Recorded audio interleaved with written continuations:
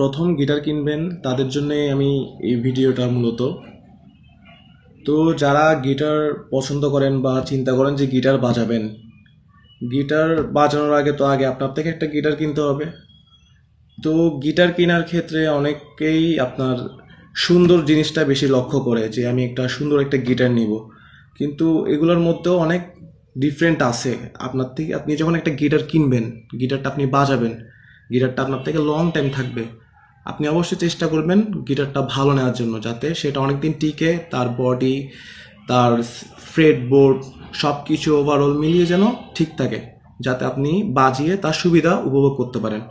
তো আমি আজকে আপনাদের দুই ধরনের গিটারের সম্বন্ধে আইডিয়া দেওয়ার চেষ্টা করব।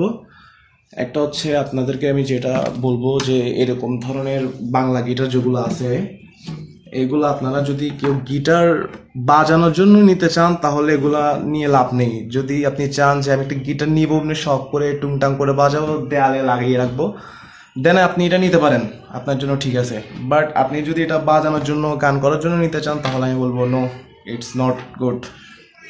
যেমন এটার আমি একটা আপনাকে দেখাই যে এই গিটারটার কোন জিনিসটা আমার থেকে বেশি একটু আনকমফোর্টেবল লাগছে। এটা হচ্ছে এটা আপনার যখন আমি ব্যান করি স্ট্রিংগুলো, একটা কেমন ধরনের সাউন্ডটা আপনি শুনেন।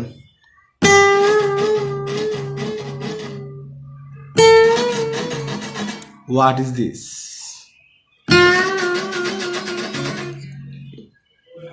আর কি বলবো।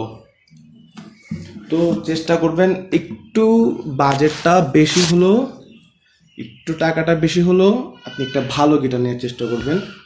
যেমন এরকম ব্র্যান্ডেড গিটারগুলো নিতে পারেন, এক্সসি, টিজিএম, আরও ভালো ভালো গিটার পেয়ে যাবেন শপে। এগুলোর আপনার ফ্রেট বোর্ড থেকে শুরু করে আপনার অনেক সফট। আপনি অ্যালাইনমেন্টটা দেখুন, অ্যালাইনমেন্টগুলো বলতে গেলে অনেক সফট। আপনি ওটার সাউন্ডটা যেমন শুনছেন, এখন আপনাদের আমি এই গিটারটার সাউন্ডটা শোনানোর চেষ্টা করব। আমি এটাও ব্যান করছি স্ট্রিংগুলো।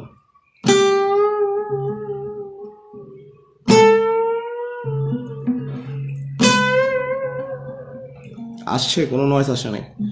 তো চেষ্টা করবেন সবসময় যে একটা টাকা একটু বেশি হলো একটু গিটারটা যাতে ভালো নেন, যাতে আপনি বাজাই কমফোর্টেবল ফিল করতে পারেন, লং টাইম ধরে বাজাতে পারেন।